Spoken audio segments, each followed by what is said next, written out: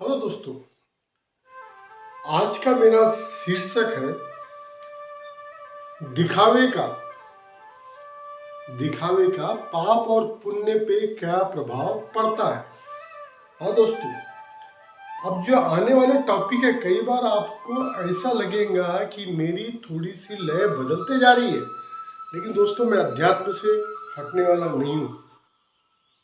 फिर से मैं रिपीट करते हुए बोल रहा हूँ कि आज का टॉपिक है दिखावे का पाप और पुण्य पे क्या प्रभाव।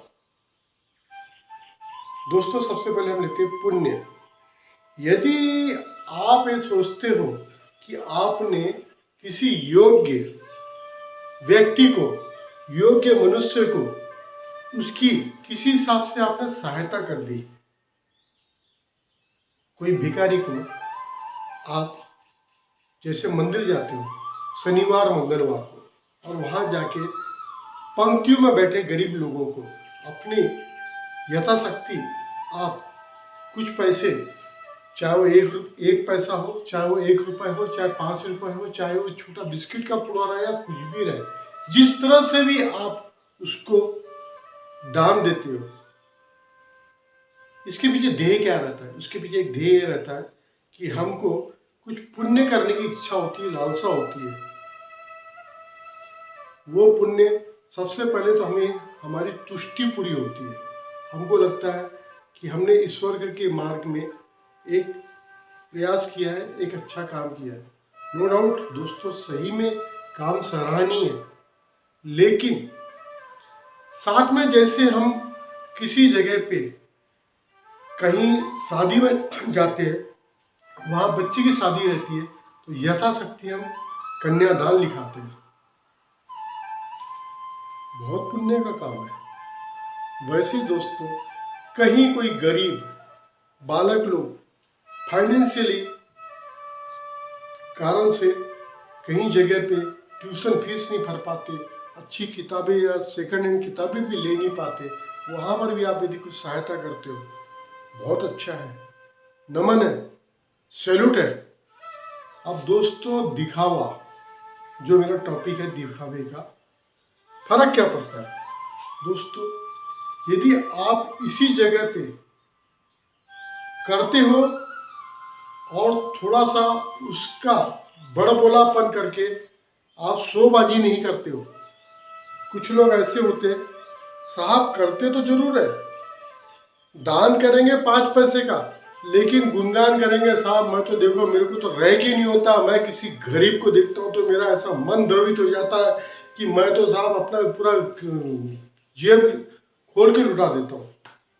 या किसी बच्चे को पढ़ाई में हेल्प करेंगे तो आए दिन उसका वो टॉपिक लेके और उस बच्चे का नाम रेफरेंस देके और गुणगान करेंगे, देखो साहब मेरे कारण से ये बच्चा यहाँ तक पढ़ रहा है, मेरे कारण से ये हो रहा है। मतलब पूरी तरह से अपना एक कर्तापन, एक अभिमान, गर्व का डिस्प्ले वो सामने करते चले जाते हैं। अब दोस्तों सवाल ये उठता है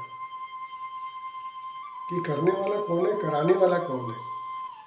पहले तो आप ये समझो कि आपको ऊपर वाले ईश्वर ने अपने, भले आपके पूर्व अच्छे कर्म थे जिसके तहत आप इतने काबिल हो कि आप कुछ कर पा रहे हो, तो सबसे पहली बात धन्यवाद दो उस ऊपर वाले का। और साथ में सामने वाला निर्बल है क्योंकि उसके पुराने कुछ कमजोर कर्म है, इस कारण से वो निर्बल है। दोनों अपने कर्मों का फल पा रहे हो, बस इसमें यह है कि आपने कुछ अच्छे कर्म करे तो आपका हाथ ऐसा है, और सामने वाले के उतने कमजोर थे तो उसका हाथ ऐसा है।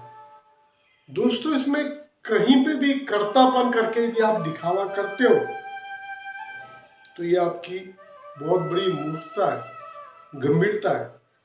मैं आपको सीधे ये बता दूं कि आपका जो पुण्य है, जिसका आपको प्रतिफल 100% मिलना चाहिए था, वो प्रतिफल घट के 25% में पहुंच जाएगा। कारण 75% तो आपने सब उसको इनकेस कर लिया, आपने उसको पा लिया। कैसे पा लिया? कि आपने जो गुणगान करवा, अपना खुद का गुणगान करवाए, खुद की आपने जो कीर्ति बढ़ाए, अपने पुराने जो भी है आपकी छवि, उसको आपने सुधार लाए।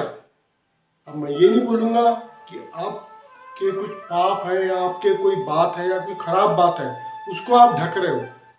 एनीथिंग कैन बी, वो कुछ भी है, लेकिन आपने ये जो कर्म किया दिखावे का, इससे एक बात तय है कि आपका जितना अकाउंट के अंदर में पुण्य का इनकेसमेंट जमा होना था वो नहीं जमा हुआ, वो आपने उससे ज़्यादा उसको खर्च कर दिया। बैलेंस शीट नील बटा सन्नाटा। वैसे दोस्तों दिखावे का पाप के ऊपर क्या प्रभाव?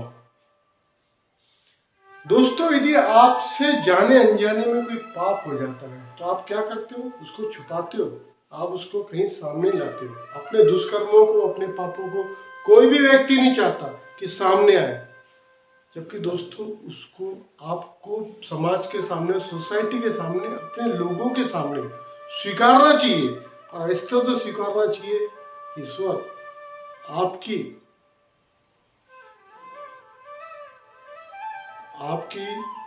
अभिव्यक्ति देख के उस पाप को या तो क्षमा कर दे, या उस पाप का प्रायश्चित के तौर पे आपका प्रायश्चित देख के उसका जो पनिशमेंट है उसमें बहुत कमी आ जाएगी। दोस्तों हर इंसान जाने अनजाने में गलत कर्म कर रहा है, बस दोस्तों फर्क ये है उस चीज को वो सबके सामने स्वीकार कर दे तो बहुत कुछ उसका प्रभाव कम हो जाता है। चाहे वो पुण्य कर रहा है तो अपनी गुणगान कर रहा है, चाहे वो पाप कर रहा है तो उसका प्रायश्चित कर रहा है। दोनों ही कंडीशन में इस तरह से दिखावे का फर्क या प्रभाव पड़ता है। दोस्तों मेरा आज का शीर्षक आपको बहुत अच्छी तरह से समझ में आ गया होगा। उसको अपने जीवन में अपनाने की कोशिश करें, जितना हो सकता है पॉसिबल। लोगों